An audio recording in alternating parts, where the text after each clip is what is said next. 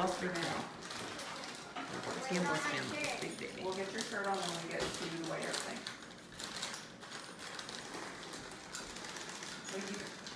Oh, Paul, is that your breakfast of champions? James' breakfast. Oh, is it? Okay. I had mine. Oh, okay. Benjamin, I want to get my shirt on now. no, we're gonna do it because it'll get all wrinkly with your car seat.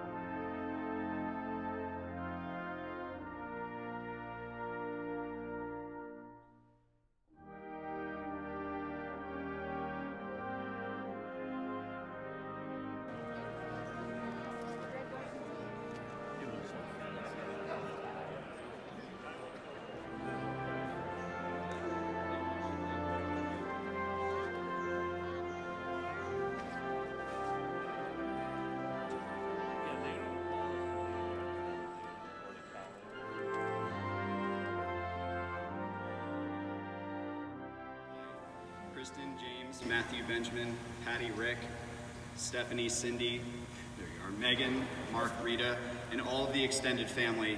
It's really great to see you all again. It's been a long time. I guess it's been since the wedding, in fact, since I've seen most everybody. Colonel McDonough, Colonel Zullo, Mr. Galeota, welcome, gentlemen. Members of the 201st Airlift Squadron, thank you all so much for joining us here today. B-Weave, it's great to see you again, brother. Scambos, B-Weave's your squadron commander. I didn't ever envision a time when all three of us would be standing on a stage together. It's really unbelievable. I guess we're getting really old now. I also understand we've got a large contingency of high school and Virginia Tech friends here with us today, which is absolutely fantastic, and really that's what this is all about.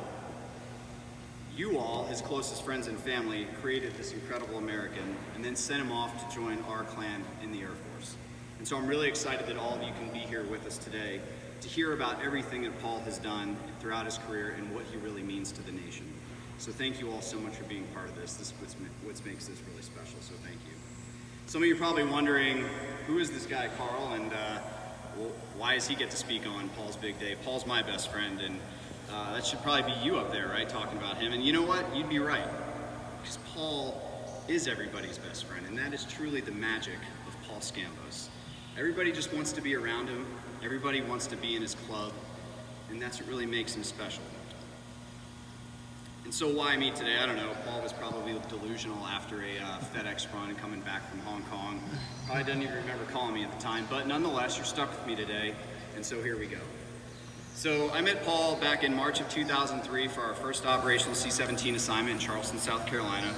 Both of us had been in the Air Force for about 2 years at that point, and we were just coming out of pilot training and then C-17 qualification in good old Aldous, Oklahoma, and Enid, America. Keep in mind, back in the day, the C-17 was like the mobility aircraft that you wanted to get, right? Charleston was the place you wanted to go. And so somehow, on top of getting that assignment, we both got the 14th Airlift Squadron, which, unbeknownst to us at the time, was like the mobility squadron to get an Air Mobility Command.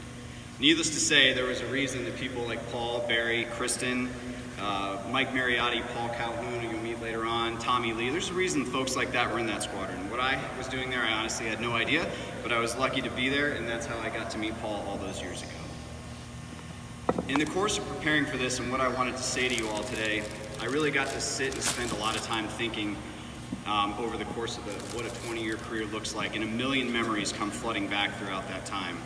It's kind of emotional to sit back and think about everything that went on in this time in our military service through a lens that's a little bit more mature than we were at 23 years old, but not a lot. You see, presiding and speaking at a retirement ceremony for someone who's worked for you, you know, as gentlemen know, that's one thing, but when it's your friend, it's your brother, it's somebody you grew up with, it's a totally different ballgame. Paul, this is a tremendous, tremendous honor for me, and I want you to know that from the bottom of my heart. No matter the distance that has passed between us over the years, you have always been a foundational part of my life and my circle of friends. there's this group of us, myself, Paul, Chris Black, Paul Scambos. Those two gentlemen couldn't be here today, but we all kind of got together in Charleston, and we just have remained friends that entire time. I always kind of consider us like the Fab Four of our friends core group that always stuck together. We all came from different backgrounds and took very different paths in life, but at the end of the day, we always remain this tight group. So Paul, on behalf of myself, Chris, and Matt, thanks for letting me be a part of this today, and this is really on behalf of all of us. All right, so now we'll get on with the bulk of the speech. There's an important thing to remember before we kind of go down this road. It is springtime, right? Which means there's a lot of pollen in the air, so you never know when those allergies are going to kick in. So if you find yourself maybe leaking from your ocular cavities at some point during today, it's just the allergies, just pollen, don't worry about it. But seriously, this is an emotional event, right? This is a big day for him, it's a big day for the family, it's a big day for the friends, and so it's okay to be emotional as we go through this. Paul, there's one thing I want you to keep in mind as I talk. Today's kind of not about you, right? I'm not here to feed your ego. Not that easy, help with that, right, Chris? But this is really about your family and your friends. Paul has served 20 years to his nation, and that's a really big deal. At any given time, less than 0.5% of Americans are on active duty in the military or serving in the military. On average, about 7% of all living Americans are veterans. And of those of us who are career and got this out, I know that Paul is very special to all of you, but as we close out this chapter in his life and turn him 100% back over to all of you, I want you to walk away today understanding why Paul is so special to us, his military family. Because the reality is that none of this would be possible without you, the family and friends. Paul would not have become the man that he is without being raised by wonderful and supportive parents, sisters, grandparents, friends that encouraged him to follow his dreams. And Kristen, forget about it. What a magical moment that was when I recognized and discovered that Paul was in love with you. I distinctly remember where we were and when that happened, and suddenly all little changes that I had seen and noticed in Paul that I was kind of scratching my head about, it all made sense. So you're the best thing that ever could have happened to him. Anyone knows Paul knows that to be true. You're exactly who he was searching for. A lesson that I've learned the hard way over the past several years is that it's much harder for the family who stays behind while their loved one goes off to serve. We, the service member, we're at least there and in the moment, and we have some sort of sense of control of what's happening in our lives, and we know what's going on. But for those at home, there's no knowing what's happening all the time. And though I've never experienced that side of it, I do understand it, and I acknowledge it. So for all the family members in the audience today, thank you for bearing this immense burden for us and for the nation. And while we're on the topic of family, I'd be remiss if we didn't take a moment to honor the memory of someone who cannot be with us here today, and that's Paul's dad, Jim Scambos. Paul, I never had the honor of meeting your father. He passed about 9 months before we met, but I vividly remember standing in my kitchen in 2003 when you told me all about your dad. It was about a month before the anniversary. He was an Air Force C-141 pilot, a United Airlines 777 pilot, and an airline captain, and it's really obvious to see where Paul's love of flying came from. Everyone knows that your dad was and remains a genuine hero. There's no doubt that your father would be immensely proud of all you have accomplished and the wonderful family that you and Kristen have built together. I can't think of a better way to honor his memory than to follow in his footsteps the way you have. So what I'd like to do with the rest of my time is kind of break this into 2 quick parts.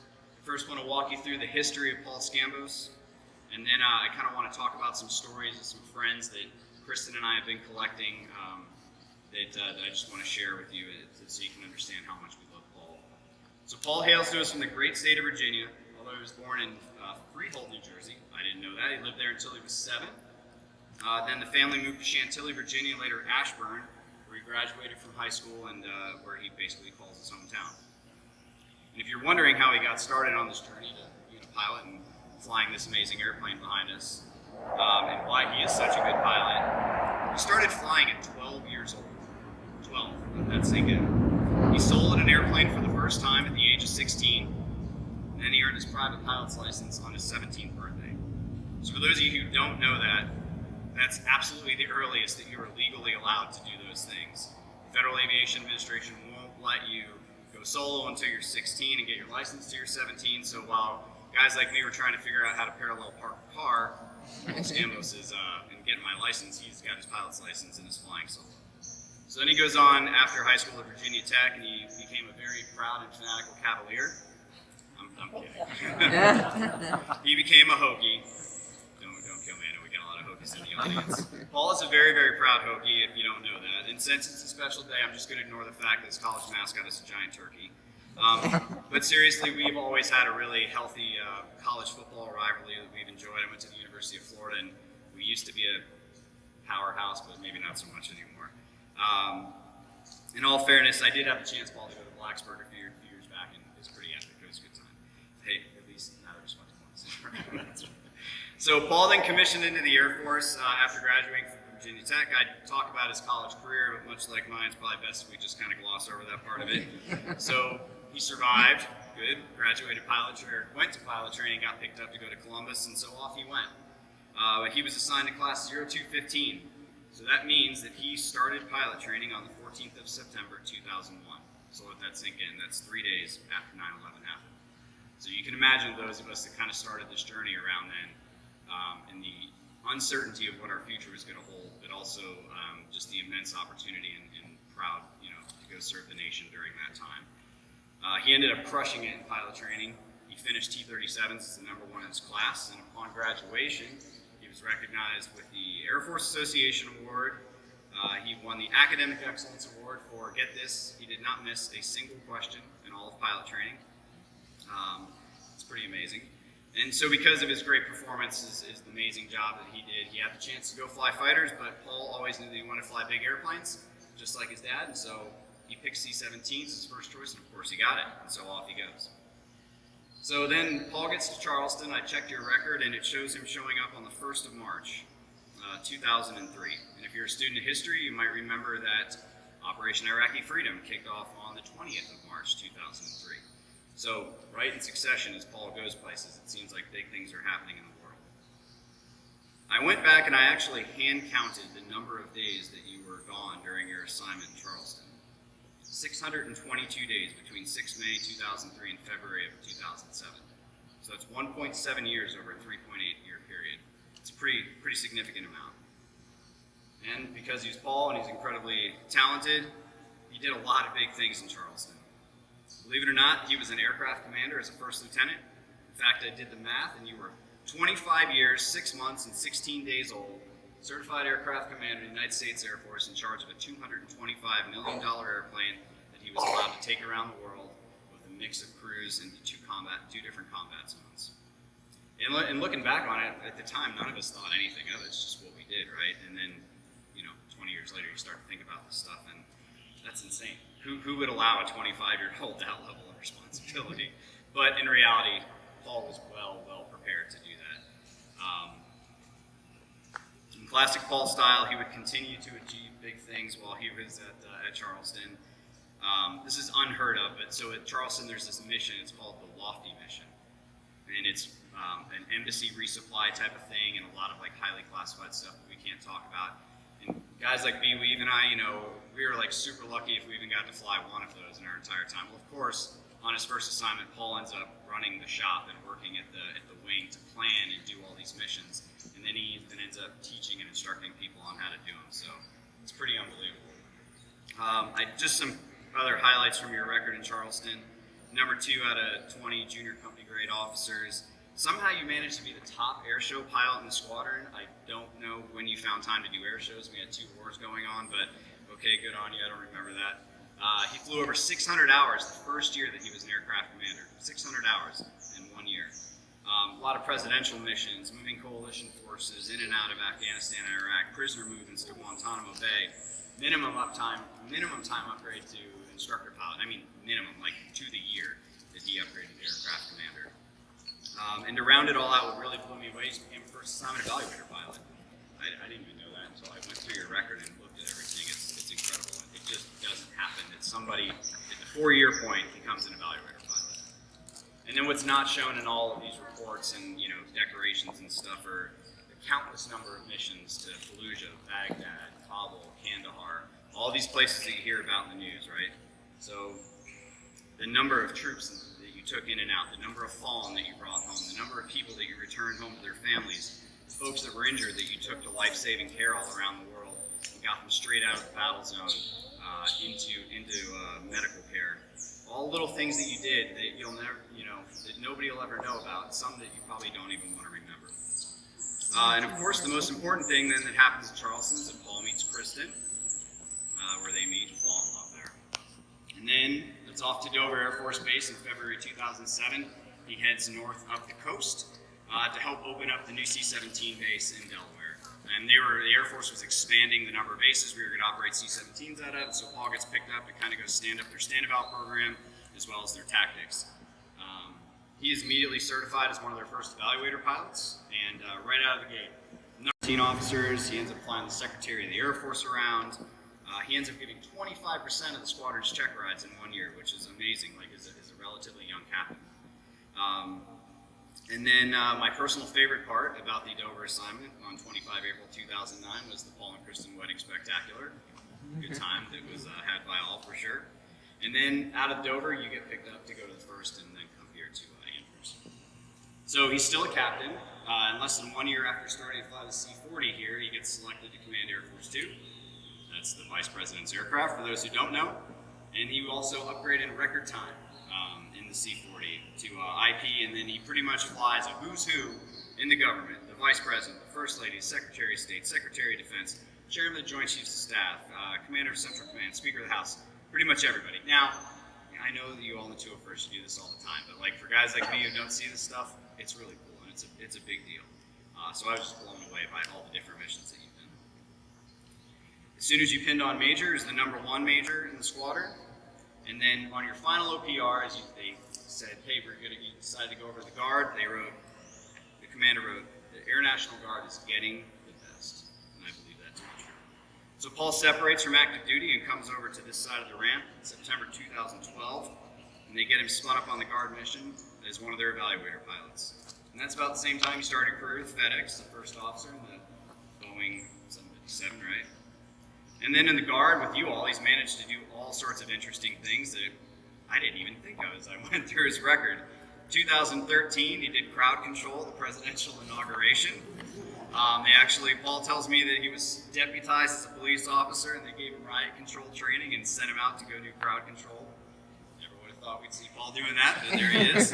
Flies a lot of really interesting missions, congressional delegations to Israel and Jordan to help broker the peace agreement over there. Going to Cuba with congressional delegations to open up diplomatic ties. And then you end up volunteering to come on for a little bit of a full-time stint to help the Guard, the unit here, get their evaluator program up, or to substitute in, I guess, as an evaluator. And then I guess you did such a good job they let you stay on as an evaluator afterwards. As a DSG, it's pretty awesome. Most important thing that happens during the time here with the 201st, in my opinion. So James is born in 2014. Matthew brings to the party in 2016, and then in 2018, last but certainly not least, Benjamin comes along. And despite everything on his plate, the Guard just loves what you're doing, man. I read your record, and it's #1 of 22 field grade officers, #2 of 17, #1 of 15, #1 of 13. So he's got a FedEx career, he's got the kids coming, and he's still crushing it for the unit here and doing amazing things. He ends up flying Melania Trump on her very first mission with the squadron. And the legend Tommy Lee, who we all love, he described Paul as serving on a part-time status with a full-time workload.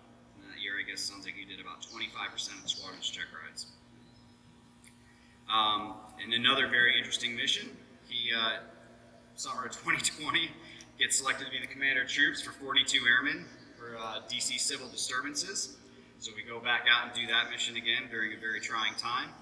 And then in January, you also get activated to go back out after the Capitol riots, and you sent my buddies and I a picture of him in riot gear waiting at the Armory to go out to the White House. So amazing. And then in happier news, Paul got put in the bid and got awarded the 757 captain with FedEx to Cologne, which sounds like that's going to be the next path for the family. So super exciting. Well, that's kind of the timeline and the story of just a brief snapshot. I could sit here and talk all day, but I know I have a limited amount of time. So That's kind of a snapshot and the highlight of his career. But really more importantly, I wanted to share just a couple things that folks said that Kristen and I from friends throughout the years. So CJ Pindat, who was one of your instructor pilots back in T1s, she says, I met Paul when he was assigned to the T1 track at Columbus Air Force Base in 2002. He was an outstanding aviator, even as a student pilot, and he was flying through our syllabus. Although a bit annoying, as most student pilots are, he definitely had less hair than most of them. Paul was quite heroic, coming back to UPT after the accident, completing the course, winning awards, and getting his first choice, a C-17. Paul's grit and determination to return back to the sky is one of the most amazing things I've witnessed in my Air Force career. Meeting his mom and sisters at UPT graduation in the flight room was a highlight as well. It was wonderful to see a family come together in celebration. From Mr. Burns, our good friend Chris Black.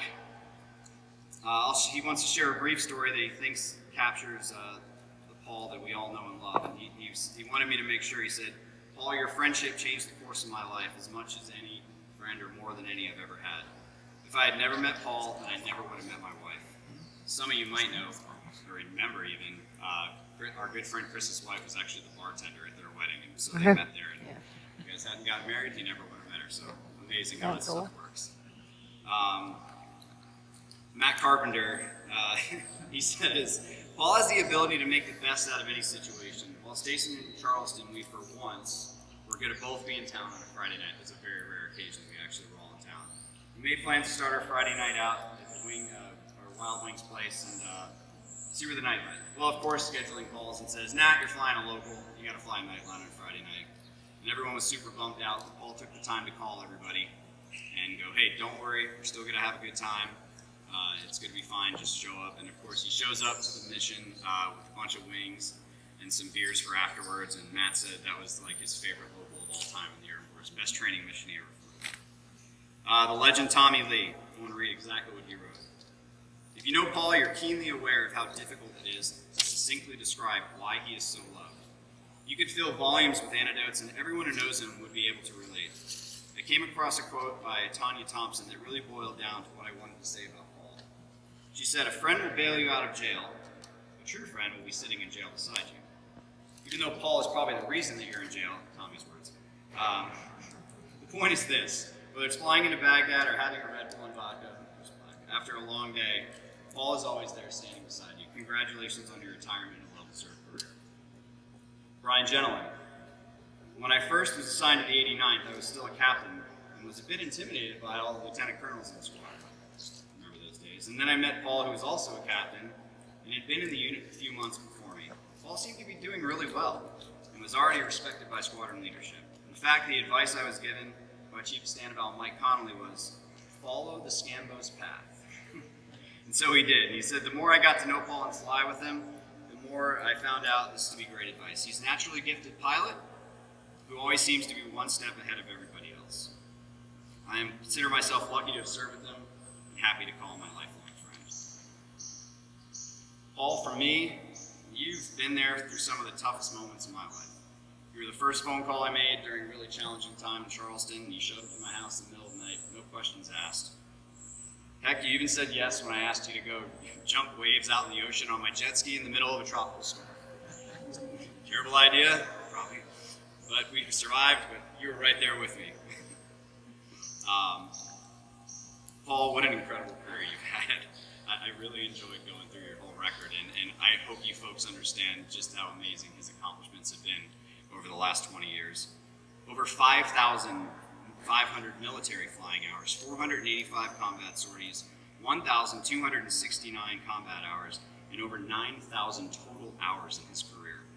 Just to frame those kind of numbers for you, I only have just over 4,000 hours, and that's in the same amount of time. To achieve those kind of hours in such a distinguished fashion, it's really a tremendous accomplishment.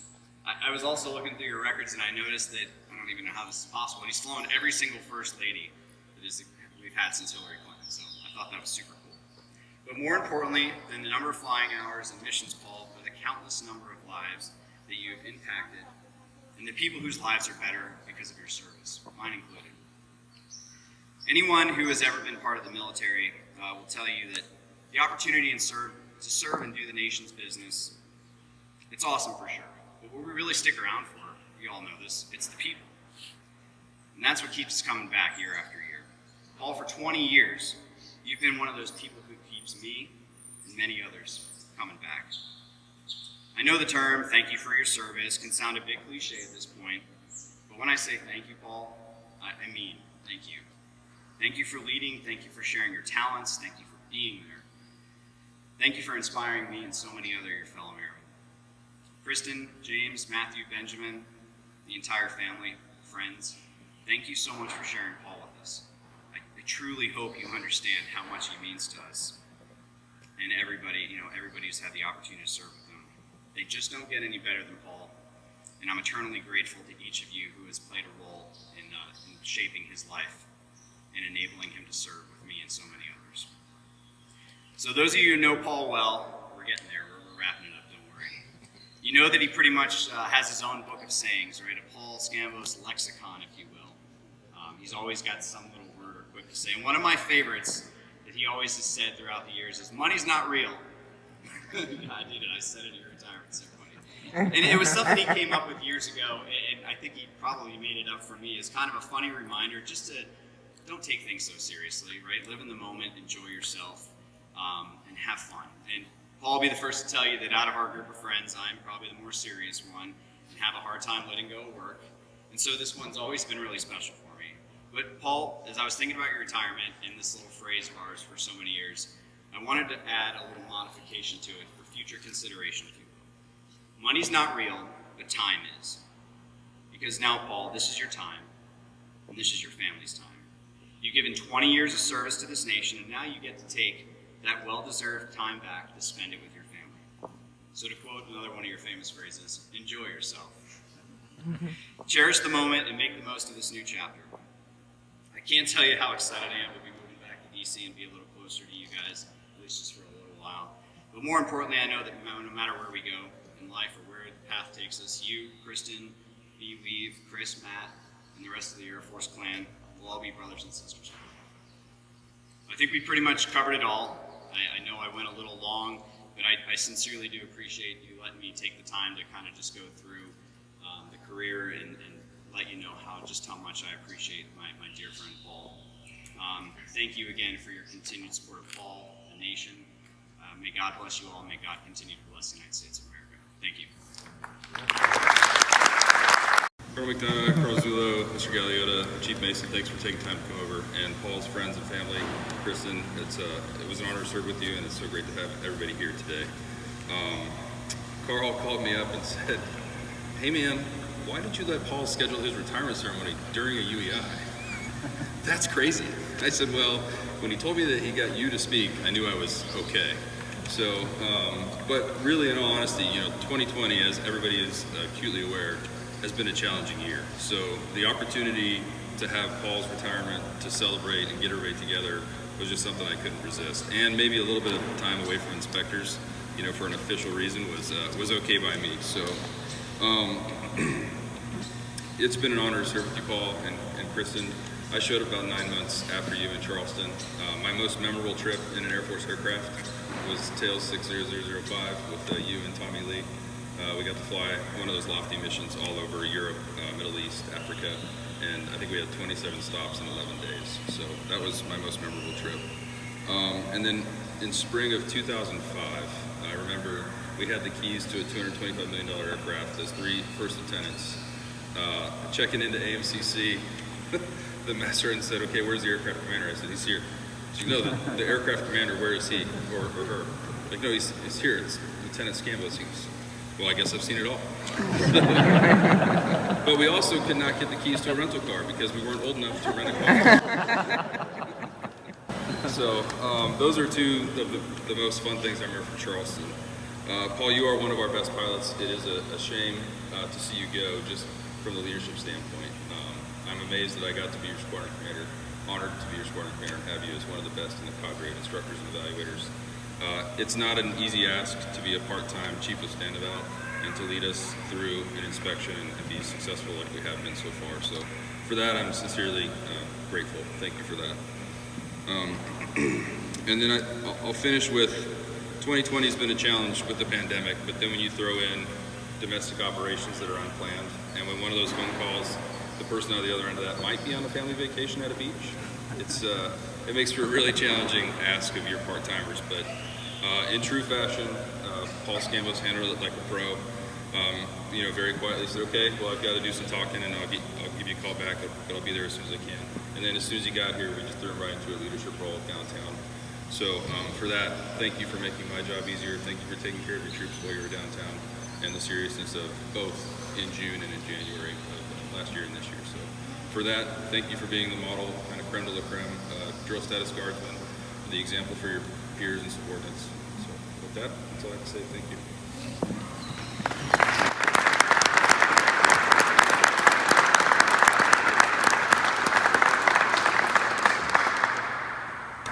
Thank you, Lieutenant Colonel Weaver. At this time, would Lieutenant Colonel Scambos and Lieutenant Colonel Weaver please come forward for the presentation of the Meritorious Service Medal. Ladies and gentlemen, please stand. Attention to orders. The Meritorious Service Medal, 1st Oak Leaf Cluster, is presented to Lieutenant Colonel Paul Scambos for meritorious service. Lieutenant Colonel Scambos distinguished himself in the performance of outstanding service to the United States while assigned to the 201st Airlift Squadron, 113th Wing, District of Columbia Air National Guard from 28 September 2012 to 12 May 2021. During this period, the outstanding professional skill, leadership, and ceaseless efforts of Colonel Scambos resulted in major contributions to the effectiveness and success of the 201st Airlift Squadron. His professional skill and superior initiative commanding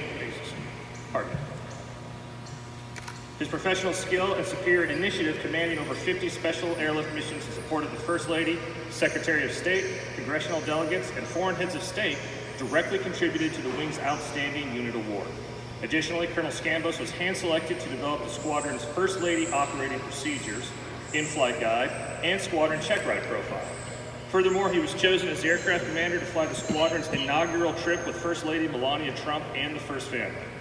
Finally, as the Chief of Standardization and Evaluation, Colonel Scambos oversaw 7 personnel, 10 programs, over 20 annual waivers, and over 50 annual check-rides, guaranteeing the squadron's special airlift mission success. The singularly distinctive accomplishments of Colonel Scambos culminate a distinguished career in the service of his country and reflect great credit upon himself, the Air National Guard, and the United States Air Force. Given under my hand, Colonel Matthew R. McDonough, Commander, 113th Operation.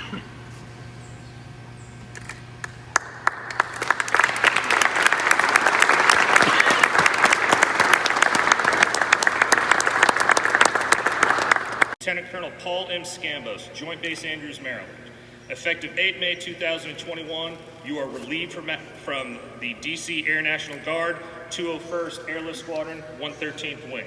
Retired effective 12 May 2021 per AFI 36-3203 in the grade of Lieutenant Colonel by the order of the Secretary of the Air Force.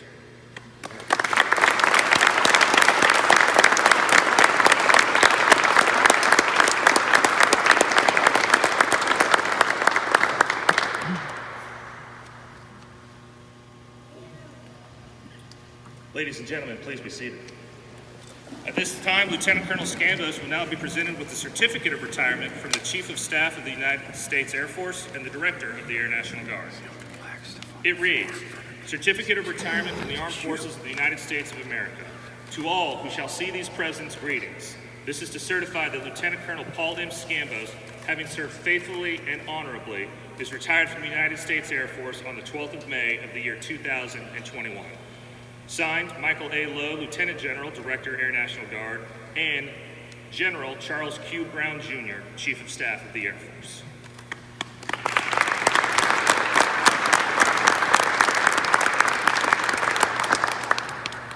Lieutenant Colonel Scambos, we are also pleased to present you with a Presidential Certificate of Appreciation, which reads, Certificate of Appreciation for Service in the Armed Forces of the United States of America.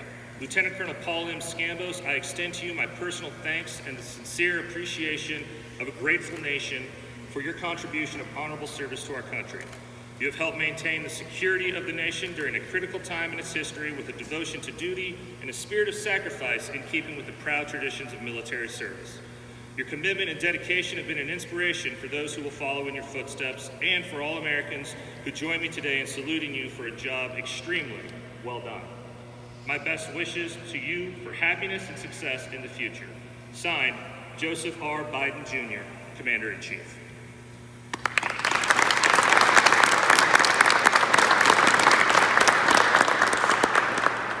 At this time, we would like to invite Mrs. Kristen Scambos to please come forward for the retirement pin presentation.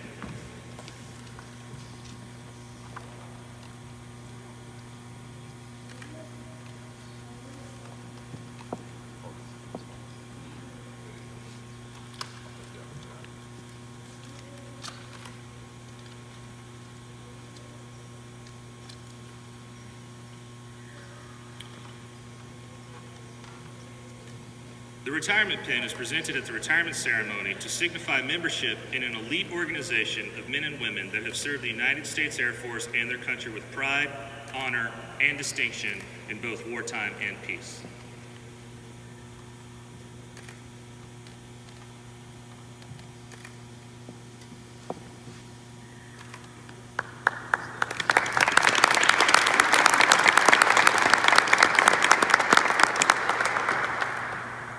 Kristen, we would now like to present to you a certificate of appreciation from the Chief of Staff, United States Air Force, and the Director of the Air National Guard.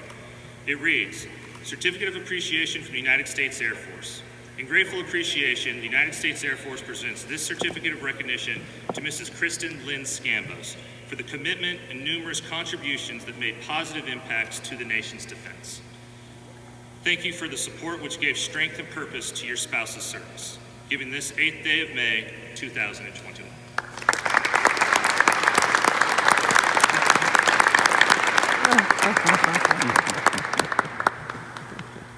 Thank you, Kristen. You may return to your seat.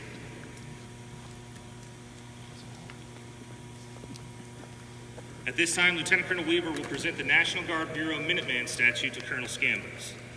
The Minutemen, upon which the statue is based, were townspeople, mostly farmers. This is depicted by the Minuteman who has lowered his plow, raised his rifle, and is stepping forward towards the impending battle. Additionally, the plow is the symbol for the land he and fellow Minutemen were defending. Lieutenant Colonel Scambos has presented a replica of the Minuteman statue, a statue by Daniel Chester French, which is in Concord, Massachusetts, in recognition for his exemplary and outstanding service to this country, the United States Air Force, and the District of Columbia Air National Guard from 28 August 2012 to 12 May 2021.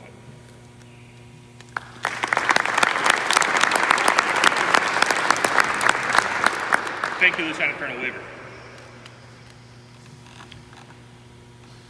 We also have a few special letters that we'd like to read for on behalf of Lieutenant Colonel Scambos. Paul served under 5 different U.S. presidents, and in addition to the standard current Commander-in-Chief giving him a letter of retirement, every single other president he served under has also written him a letter of congratulations. I'd like to read those for you. First, a letter from President Bill Clinton. Dear Colonel Scambos, I am pleased to join with you and your family and friends in congratulating you on your retirement from the Air National Guard. You have served our country with distinction and honor and can be proud of your contributions to our national security and to peace around the world.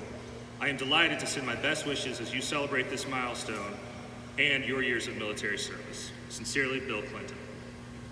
A letter from President George W. Bush. Dear Paul, thank you for your service in the United States Armed Forces. I am proud to have served as your Commander-in-Chief, and I am pleased to join your family, friends, and colleagues in recognizing your career and accomplishments. Throughout history, the dedicated men and women of our military have protected our citizens and preserved the ideals that make our country strong. Their courage and sacrifice have inspired countless people and have helped shape America's character. On behalf of a grateful nation, I thank you for your contributions to our security and to the cause of peace and freedom. Your service, patriotism, and selfless devotion have helped advance the universal hope of liberty at home and around the world. Laura and I send our best wishes for health and happiness in the years ahead. May God bless you, and may God continue to bless America. Sincerely, George W. Bush. A letter from President Barack Obama. Dear Paul, I wanted to send my heartfelt congratulations on your retirement from the Air Force. Most Americans will never know the immense sacrifices that are made by our men and women in uniform and their families, but it's only because of the courage and selflessness of patriots like you that we can live in freedom and security. As you begin this new chapter, I hope you reflect with pride on your 20 years in the Air Force and on the role you've played in defending the values that define who we are as a nation. Serving as your commander-in-chief was the greatest honor of my life, and I want to reiterate my personal appreciation for your relentless commitment to ensuring Michelle's smooth and safe air travel during my administration. In the weeks and months ahead, please know you and your loved ones have my enduring gratitude and very best wishes for the future. Sincerely, Barack Obama. A letter from President Donald Trump. Dear Colonel Scambos, we are pleased to join your family, friends, and fellow airmen in congratulating you on your retirement from the United States Air Force and Air National Guard after 20 years of distinguished service. Your dedication in uniform has been critical to defending our freedom at an important time in our history. We are especially grateful for your leadership of the 201st Airlift Squadron at Andrews Air Force Base and as the C-17 Tactics Chief of the 436 Operations Support Squadron at Dover Air Force Base. The commitment to duty and professionalism with which you have served honors your family's outstanding legacy and unwavering service in the United States Armed Forces. As you open this next chapter in your life, we hope that you feel tremendous pride in your service to our nation, and that you continue to find ways to invest in your community and our country. We send our best wishes in all of your future endeavors. May God bless you, Kristen, and your beautiful sons, and may God continue to bless our great nation. Sincerely, Donald and Melania Trump.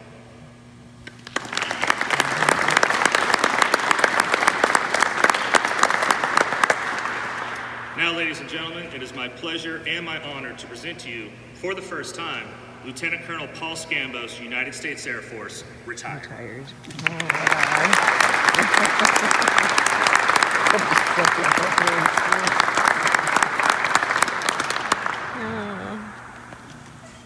Well, good morning, everybody. Thanks for. I only have one page. You good? Nothing's more important on a drill weekend than lunch, and I know the last thing that stands in the way of lunch. So we'll be able to make this short, and then we'll have lunch. Colonel McDonough, Colonel Zula, Mr. Gagliotto, Chief Mason, thank you very much for being here. I know it's a busy weekend, especially this weekend with the inspections, and I know you have other things going on, so appreciate you being here. Lieutenant Colonel Morgan, Major Lassick, I know it's a pain to get the service dress ready. I appreciate your professionalism and your appearance today to get this ready, so thank you very much for both of you. Chief Master Sergeant Tracy Winborn, Sandra Peters, they're around somewhere, and the other flight attendants, thank you very much for preparing the lunch today. They did this out of their own time to prepare lunch for everybody, so thank you all for doing that. Brian Gentleman, this whole show wouldn't happen without you. Thank you for everything. You and Tammy have always been great friends for us. I appreciate that, and everything you've always done, you've been great friends. Barry, we've been at this for almost 20 years now. Thanks for the words. Thanks for everything that you've done for the squadron, the group, the wing, the past few years. You're a blessing for all of us, so appreciate it. Carl, what can I say, man? We've been at this since day one in Charleston, the highs and lows of everything life has to offer. Thanks for coming all the way from Texas for this. I appreciate all your words and your friendship all the way. Of course, would not be standing here today if it was not without the love, encouragement, backbone, strength, and everything in between of my beautiful wife, Kristen. Multiple deployments to the Middle East, the moves, extended trips, late nights, the office workloads, 3 vacations interrupted by riots, 3 a.m. wake-ups, the missed birthdays, T-ball practices, and anniversaries, yet you've always kept everything together. The boys and I are very lucky to have you. Thank you for being who you are. Thank you for your own service to this nation.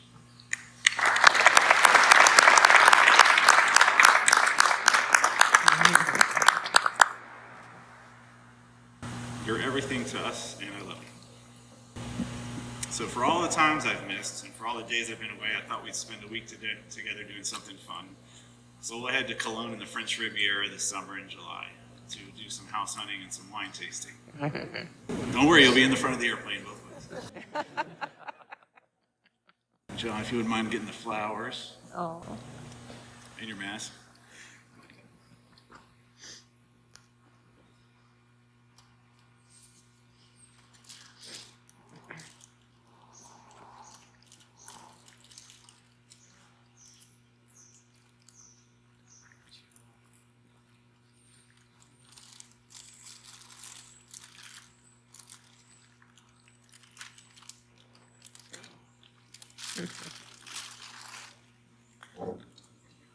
So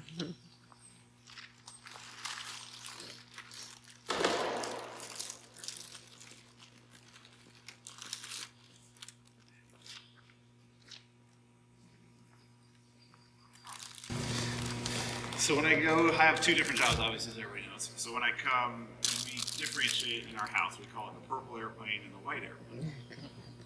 When I go to work at FedEx, it's obviously the purple airplane. When I come to work here, we call it the white airplane. The crazy part is the white airplane has caused me to miss more events in our life than the purple airplane. And I can't figure out how that's possible, but that's what it is. So for all the days I've been missed with my kids coming to the white airplane, I thought we'd each spend a special day together in the next few months. So James, who loves any and all things sports, and will ask you what 964 divided by 237 is, and somehow know the answer. I've missed many races and baseball games with you, so I thought it might be fun to go to a soccer game. So here's 2 tickets to FC Cologne in Cologne at the Rhein Energy Stadium in the Bundesliga for me and you. Oh, cool.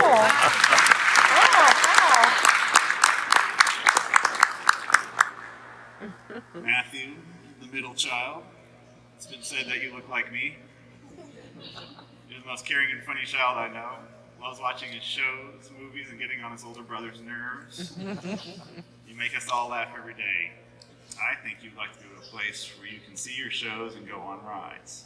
So me and you are going to spend a day together in Phantasialand, Germany. We have 2 tickets for rides and movies, just me and you. oh, yay.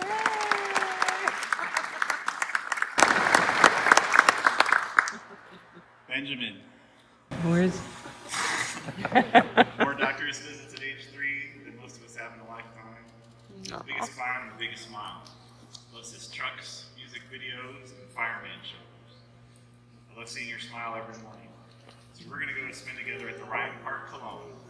They have big trucks with batteries, and trains, and big lunch there.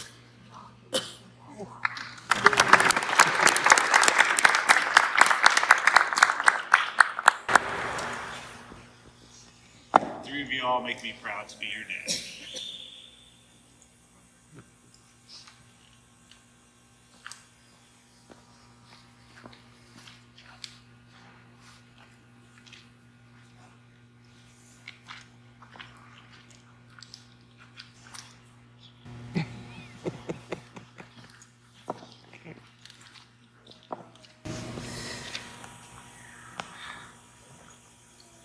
Mom, my career in life would not be what it is today without the support and encouragement of everything that you are. There's actually no better mother on or above the earth. I thank you for everything that you have and continue to do for me every day. I have no big ticket for you, but I thought maybe a lunch at Clyde's would suffice. Rick, unforeseen circumstances brought us all together, yet through it all you've been the bond that holds our monstrosity together. Thanks for all that you've always done for my family and I throughout. I can't say enough of how appreciative I am. Thank you. Unlimited upgrades on United Airlines. I do have a special guest I'd like to recognize. That's my nephew, Jack. Jack, raise your hand. Jack has an affiliation with the military, so if you talk to him after the ceremony, try to steer him in the direction of the Air Force. We don't want him to fall in the hands of the Army or the Marines, or even worse, the Navy. Nima, Cindy, Corey, Stephanie, John, Chloe, Aunt Carrie, Uncle Ted, Aunt Vicky, Uncle Mike, Aunt Robin, Uncle Bob, Matt, Carl, Gary, Julie, Sarah, Eric, Quentin, Dan, Matt, Rita, Mark, Grandma Betty, Aunt Megan, Jack. I think that's everybody. Thank you all for coming. You all came from all over the country, and that's pretty amazing in this day and age, so I appreciate it. No one has a better and more supportive cast of friends and family than I do, so thank you all very much for being here. And finally, to my fellow men and women in the back, we ran into bunkers in Iraq when shells fell down around our C-17. We flew 300 knots to the 5-mile final in Frankfurt to make the O'Dwyer's 2-for-2 bar special in time. We slept in shipping containers in Kabul, Afghanistan, and in rooms with mosquito nets in Kigali, Rwanda. We rode in bands with armed Libyans in Tripoli. We returned our fallen heroes with honor to their families. We flew people who don't exist to places don't exist. We landed on runways with no lights when there was no light. We slept in tents when it was 120 degrees in Qatar and Kuwait, and were fueled over the Black Sea at the night in the weather to ensure the injured and wounded were returned to care. We made friends with Turkish carpet dealers and Qatari barbers. We made the music stop walking through the terminal in Sana'a, Yemen, and again when we actually made the music stop at the Delirium Bar in Brussels, Belgium. We flew Air Force 2 when they thought the nuclear football was left on the range. We broke in Ireland on St. Patrick's Day weekend. We had competitions to see who could fly the fastest from Balad to Baghdad. We wore riot gear in our own nation's capital and slept on cots in the DC Army. We were gone 270 days a year with each other, and we still are. We flew presidents and vice presidents, first ladies, and superstars, and we did it with pride. We did the other things the other 99% will never understand, that they'll never know. We all have these stories. Be proud of those experiences and the things that will never be spoken of. Be proud of one another. Be proud of all that you've done, of all that you currently do, and of all the things that you always do in service to the nation. Thank you for letting me serve humbly alongside you for the past 20 years. It has been the honor of my life. I look forward to seeing you all out there, wherever there may be. Thank you.